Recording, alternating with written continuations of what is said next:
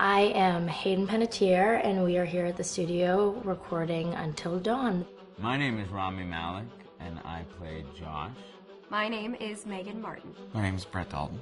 My name is Antonella Lentini, and I played Hannah and Beth. My name is Jordan Fisher, and I play the character Matthew, Matt for short. I'm Nicole Bloom, and I play Emily in the game. My name is Noah Fleiss. I am Galadriel Steinman, and I play Ashley. So Until Dawn is the story of 8 teenagers who revisit this cabin in the woods about a year later after a really traumatic experience where I've lost 2 of my sisters, so coming to kind of get some closure in that respect. One of the things that Larry does really well is make these multi-layered characters, and I think for just the story in general, it follows the quintessential horror film plot lines, but the characters are so unique in themselves, and I think that's very cool. Oh, yeah, this was the right thing to do. What? You know, getting everyone together on the anniversary. I mean, Josh seemed really pumped about us all doing something, didn't he? Yeah, no, he definitely did. I haven't seen him so excited about something in forever. Good, good.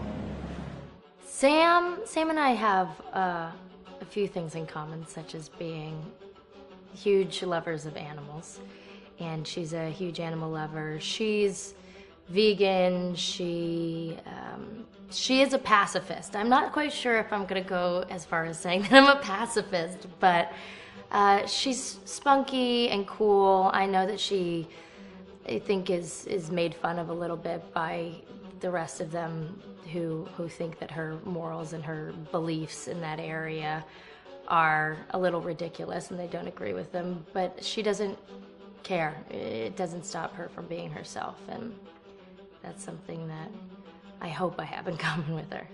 You know, he definitely can be depressed at some times and a bit of a loner, but he takes some solace in one of his sister's friends, Sam, played by Hayden Panettiere, and invites everybody back to the same house the next year to kind of find some closure. Jessica she has a whole lot of personality. She is definitely the sort of mean girl character that, you know, at school she knows she's pretty, she knows that boys like her, and she's going to use it to her advantage. He's got a big heart, and you can tell that that's very evident, especially how he treats his girlfriend, Emily, and, you know, he's kind of a meathead, but in the best way possible. She really knows what she wants, and she manages to get that from whomever it is, whether it be Matt or Mike. You know, she's really driven, and I can definitely relate to that.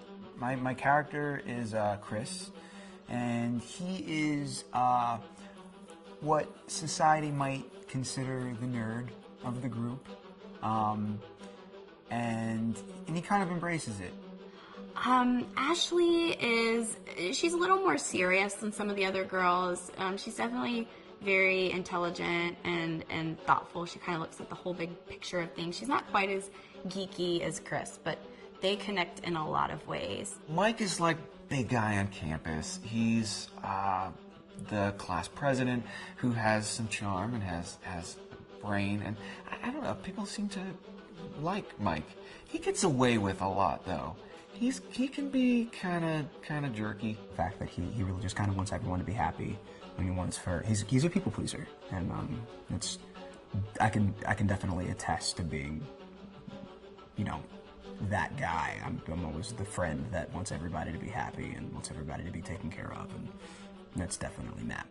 But also, like, this character is just so fun. I rarely get to play the bitch, and so it was really fun to do that. The spirit of things, seriously, what's wrong with you? I'm just trying to lighten the mood, Em. Don't be like that. Like what? The way you're being. You always get like this. I just think this is just the coolest thing to be a part of, and I just think it's going to take the world by storm. I really do. I think this genre is the wave of the future, and I think that once people see the potential behind it, of getting to interact with the drama that you're witnessing unfold in such a realistic way, that this is how entertainment's going to be from now on.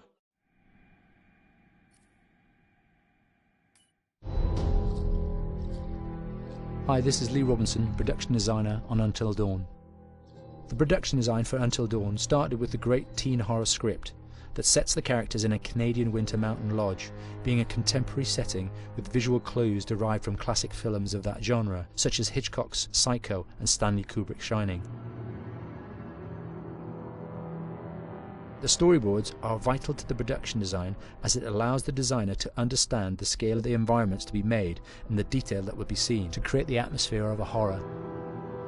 This took us into concepts that took these storyboards further, visualizing the world through the color palette, the lighting, tone and the mood, and developing key locations such as the lodge, the cable car stations, the forests themselves, the wilderness. As you can see, the environments and atmospheres change quite a bit from warm and inviting to cold and threatening.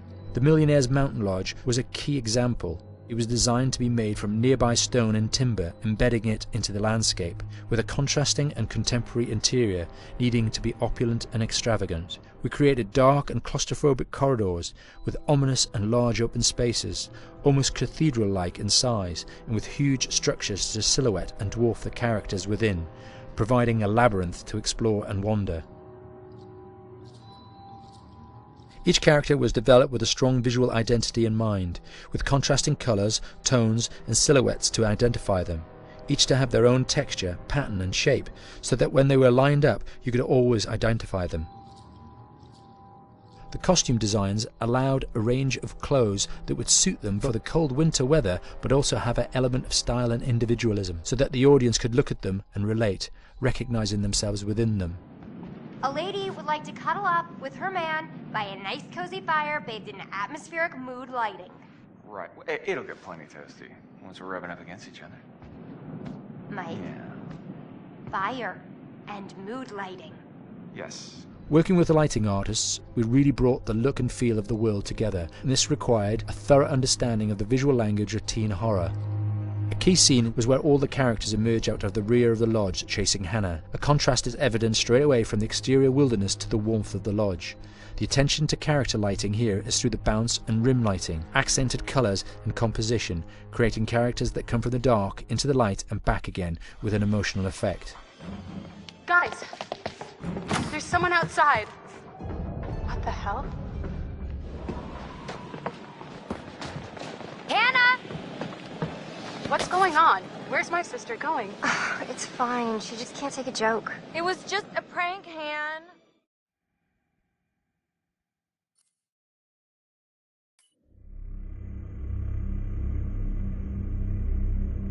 Until Dawn is a game that's full of horror, and one of the things we decided to do early on was to take a scientific approach to how scary it was. So we did experiments on people and we measured their responses to the game. We've created a test area. It's as close to a home setup as we can get it. We've recruited ordinary people to play the game and we've left them to play it on their own. You're turning the light off.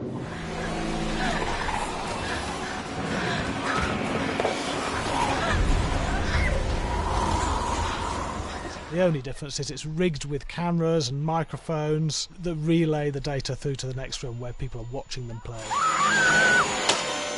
Bracelet here we use for biometric testing. It measures the player's emotional response. It's called a galvanic response sensor. It makes contact with the user's skin and it measures the electrical conductivity across their skin. It's the same principle as an old-fashioned lie detector. When you're stressed, you sweat a little, very sensitive. It picks up tiny changes if the player is feeling anxious or scared.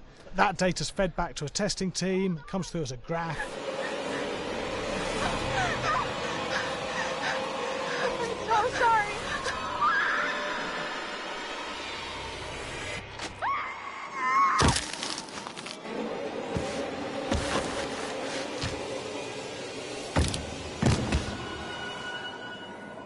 There's no point testing one or two people, you have to test a lot of people. What's your step?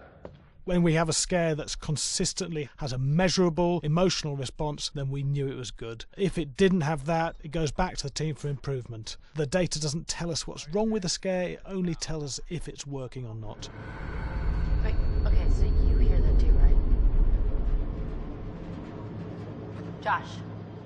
Here we have a chapter relatively early in the game. Weirdly regular. nothing regular about it. We have to create tension and anxiety in the player so they are ready to receive the scare.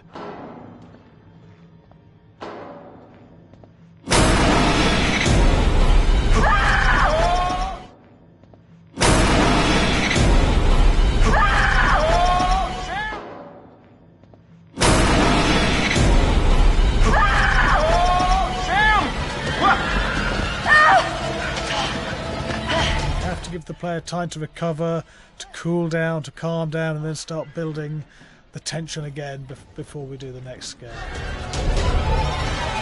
Hey. What? Hey. What the hell? Boom. You just got mugged.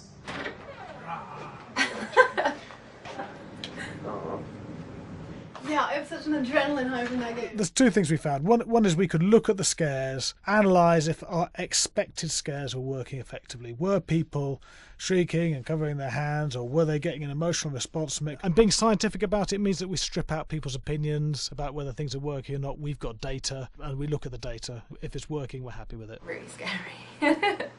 Bit scared and wanting to get away. I actually maybe a bit scared to play it on my own, but in a room with the lights on, yeah, with some other people as well, yeah, maybe.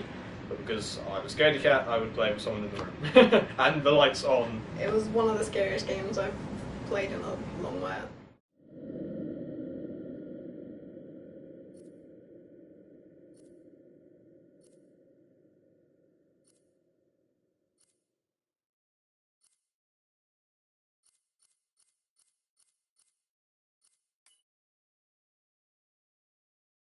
Hi, Larry. Hey, Graham. Hi, my name is Graham Resnick. I'm a filmmaker, writer, director, sound designer, and I started working with Larry Fessenden about 10-15 years ago through my friend Ty West, who I grew up with, and have done a lot of sound design with on his films. And he was producing Ty's films at the time, and Ty introduced me to Larry. Larry produced my first feature, and we've written together on several projects. My name is Larry Fessenden. I'm a filmmaker. I run Glass Eye Pix, which is an independent production company out of New York. We make indie movies, a lot of scary movies as well. And I got a call to audition to write this video game. And I called my pal Graham Resnick because Graham is a gamer. And while I thought I could offer something to the idea of writing this multi-branching story, I knew that I would want Graham's expertise as a lover of gameplay, since I guess games were started. So and just as a lover. And as a lover, yes. Which is why there's so many sex jokes in the game. There was one Italian website that did say the Larry that's Fessenden right. and Graham Resnick, the two lovers behind Until Dawn. Come here. Maybe I know how to handle you too. I am definitely ready to be handled. So I wanted Graham by my side. Yeah, and we got the gig, and it's been an amazing ride. Oh, hell yeah. Oh my god. She's taking her shirt off. What? Oh my god. Matt, what are you doing here? Hannah. I'm sorry, Hannah. This all got Don't out worry, of hand, So in the game, the basic setup is that a year prior to the game's start, all these kids had gone up to a ski lodge that was owned by the parents of one of the kids, or a couple of the kids, and some of the teenagers played a prank on some of the other teenagers, and a terrible tragedy occurred when a few of them, two sisters, ran out into a blizzard, and were never seen from again.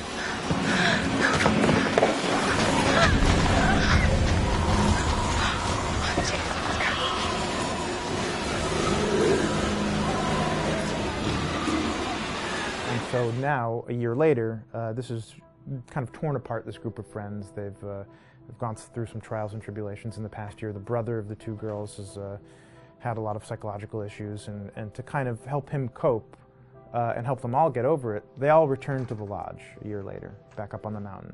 And the idea is to get over it, but... the healing does not begin. Yeah, and these kids are all trying to find themselves. They've been through a trauma, But in general, they're just teenagers trying to figure out who they are. So they're all kind of falling into the patterns, the stereotypes, the characters they see on TV and in the movies. I think we were very interested in taking genre tropes and kind of making them sort of refresh them.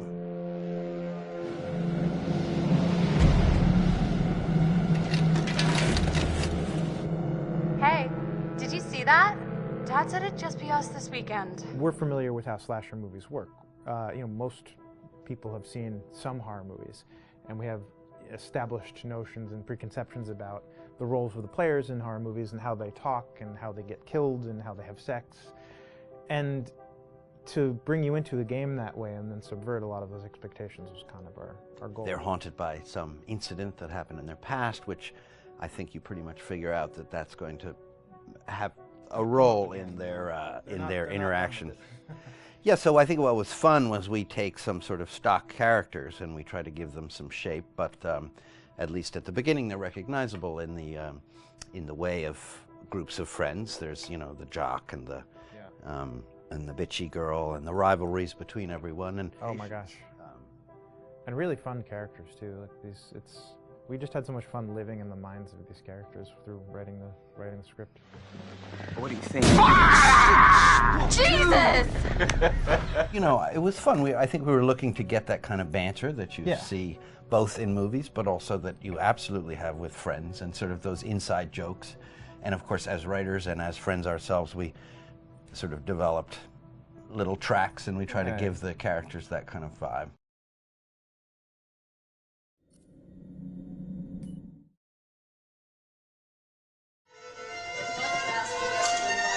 Yeah, fast and violent.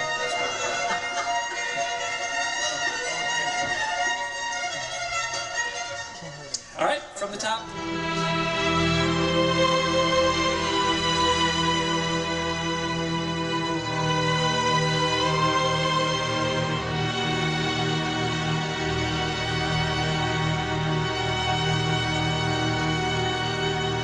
My name is Jason Graves, and I'm the composer for Until Dawn.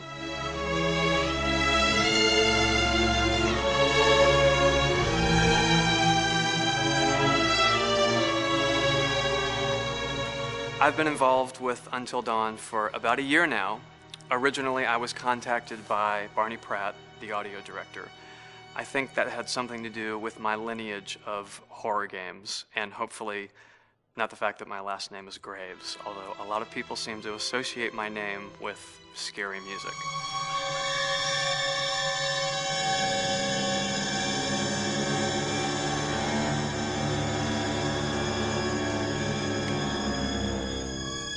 One of the things that was really exciting about working with Barney and the team at Supermassive is they really wanted something unique for the music. They wanted the music to stand out and be a character on its own in the game.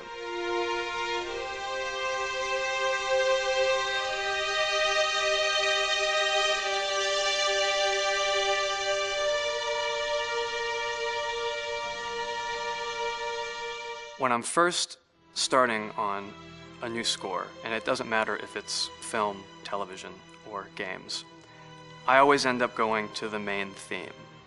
Sometimes the developer or producer isn't even necessarily interested in the main theme at the beginning. I just want to do it for myself, because for me the main theme is the identity of the game. It establishes the mood, the atmosphere, and the character of the music and how it's going to be playing in the background. And that's what we did with Until Dawn. That was actually my demo pitch to Supermassive Games. I put a main theme together, recorded all the instruments at my studio, and sent it to them. And they liked it. We actually ended up recording that exact theme, all the instruments and everything, live here at Ocean Way, probably 9 months ago. And that's what we've been using in all the demos for the game, and that's the final version of the theme that is the main theme that you'll hear on the menus and in some key pieces of gameplay.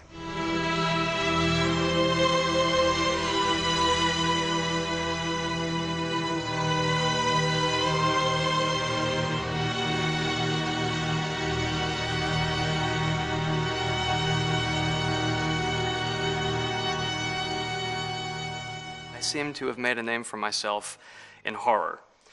And there's something about scary music, I think it's maybe the lack of rules. The biggest rule in scary music is there are no rules, so you can do anything you want, and actually, if you end up doing things that don't feel like they would work out together, they kind of clash, and it ends up being even more effective for scary music. So that's what really drew me to Until Dawn, was the textures, plus writing thematic material that is interwoven with the scary textures. I haven't really done anything like that before. Usually it was just all tension all the time, and that's fun and it's great. But I'm actually at heart a very melodic composer. That's the kind of music I love listening to, and that's the kind of music I love writing. That's the kind of music I got to work on in Until Dawn. Very nice. Same thing.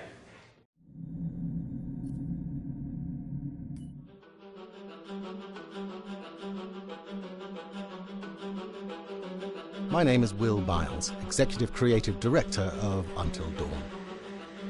The first part of getting a believable facial performance in-game is to capture, topographically, the actor's range of emotional expressions as separate versions of the same head.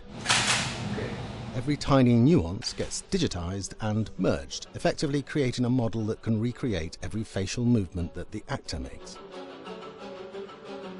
Once the topography has been recorded, the actor's performance itself can be captured by using a predetermined set of marker points, drawn precisely on the face, and a high-def helmet cam, wirelessly linked to capture devices. The camera is the small box where it looks like the microphone should be. Outro Sam. Mark. It records in high def the movement of the dots throughout the performance that will drive the expressions captured earlier. Unlike other systems, this form of capture is far less lossy because there are fewer interpretations between performance captured and performance rendered finally in-game. The audio is also recorded via two separate lavalier mics attached to the helmet. It takes a while for the actors to acclimatise to carrying around the recording devices and the helmet cams, but very soon the shoot becomes similar to any other effects shoot or a green screen shoot. The actors in these scenes are only recording facial animation, but use cursory body movements for pacing. Wait, and maybe we should all stick together and find everybody and make sure they're all okay, so... 1-1, the year before the prank. Take 2, Mark. Other than the other actors, they have to use their imagination for everything and everywhere that they are supposed to be seeing and feeling. Idiot! So dumb! From a hot midday studio in Los Angeles to a freezing midnight mountain in British Columbia.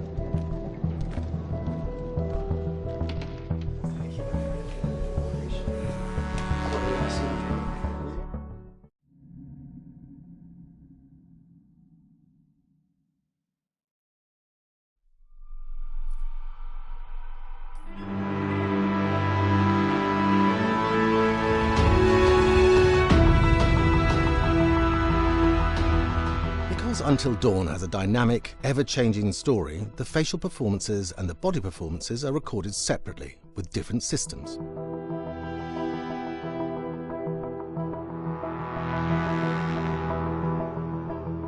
With the body capture, we use reflective bead suits and an infrared camera matrix system that drives the CG bone hierarchies in our character models.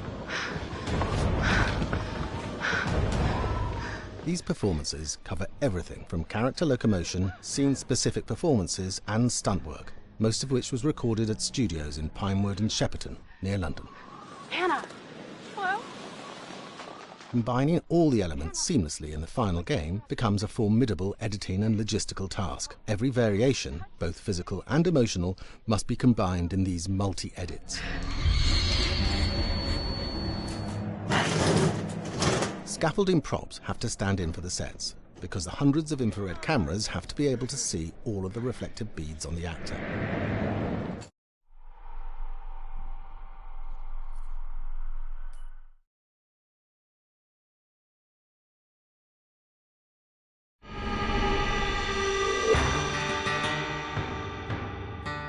America's Northwoods border region. Within this land of 10,000 lakes and miles of dense timber, a hideous creature is believed to lurk. The North Woods is probably one of the last frontiers in America. There's still a lot of places in this area that hasn't been set foot by man. Monsters and mysteries exist here because it is remote. Up in the North Woods, winters are long. In times of biting cold and isolation, a devouring monster is believed to come forth. It's terrorized native people for generations. Growing up, I was told, like, don't go outside, the Wendigo will get you.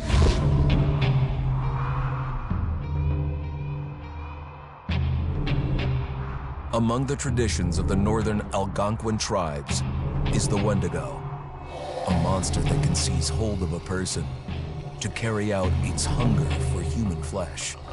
Many Native Americans fear even talking about this Wendigo, and even the mention of the name will let the Wendigo find out where you are, and it will open you up to be possessed by this Wendigo. The most famous case of a Wendigo possession took place in 1879 in the deep woods outside of Edmonton, Alberta. Swift Runner, a Cree Indian, was a trapper and a guide. He had left town the previous autumn with his wife, 6 children, and his mother. But when Swift Runner returned in spring, he was alone. Swift Runner came into a nearby village telling this heartbreaking tale. I had to watch them starve to death. Of his family being killed by starvation, and that he was the only survivor. My whole family gone. It wasn't hard to understand a family falling victim to a brutal winter. To even not. Yet something was suspicious about Swift Runner. He was a strapping man, and he came into town weighing over 200 pounds. It didn't look like somebody who had just weathered a terrible winter. He wasn't malnourished, didn't look like he was starving. He looked healthier than ever. After a few nights, it became clear that something was wrong. He started having night terrors, screaming in his sleep. I am the Wendigo! Villagers alerted the police. Swift Runner actually guided them back to his winter cabin. When they got there, that's when they saw the true horror.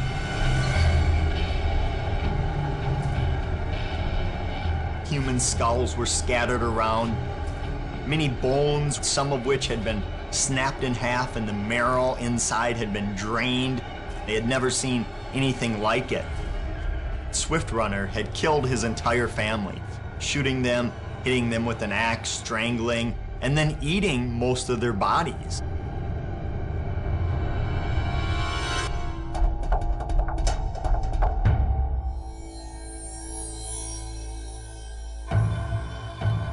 Right up until the moment the noose was on his neck, Swift Runner swore the evil spirit of the Wendigo had possessed him and twisted him into a cannibal killer.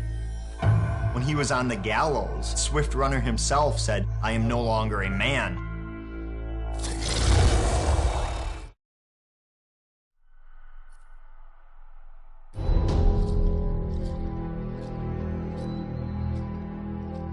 Just move over there. Go on, move. Let me say what I came to say. I'm here to tell you what you're up against being back on this mountain. You should never have returned. I don't know why you did after what happened last year. You mean with Hannah and Beth? Yeah, how could you know without being involved? I don't take kindly to you kids coming up here to my mountain. Your mountain. The mountain don't belong to me, it's true. But it don't belong to the Washingtons. This mountain belongs to the Wendigo. Hi, this is Lee Robinson, production designer at Supermassive Games. Understanding the ancient myths of the Wendigo was key for their development that helped the visual look. Through sketches and concepts, these elements were visualized, such as eyes being milky, almost dead, with loss of lips and eyelids due to frostbite, fangs growing and arms and legs getting longer, with skin hardening and thickening to look snarling and menacing, yet withered and lean. The hell was that? Another fucking piece of fingers and toenails extending like claws, allowing them to climb effortlessly. We made them look gaunt and weathered, and having ragged remains of clothes they wore. Blood-stained and rotten, with patches of hair still remaining, they retained strong skeletal limbs, which enable them to be agile and quick through the environment. Where are you?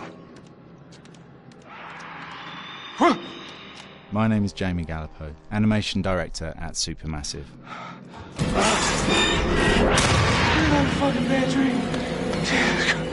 The overall direction on the creature was to be very strong, to be extremely fast. We wanted a spider-like movement to the creature. 1 minute scampering to leaping and then crawling, almost.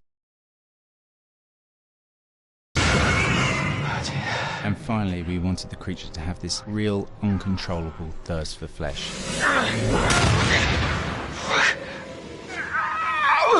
From a sound design perspective, the Wendigo is a real challenge. For the main vocalisations of the Wendigo, we used our own vocalisations, various different animals from the exotic to the farmyard, various plugins and processes to gel these sounds together and keep a human resonance behind that voice, telling the backstory of the Wendigo.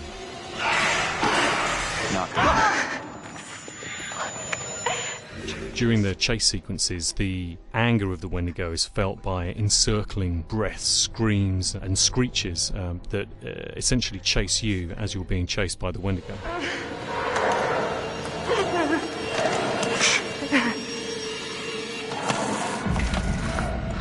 We would layer them up in a multitude of layers, sometimes 15, 20 sounds playing at the same time, to build up the vocalisations for this fearsome creature which is always in attack mode, hyperactive and chasing you throughout the game.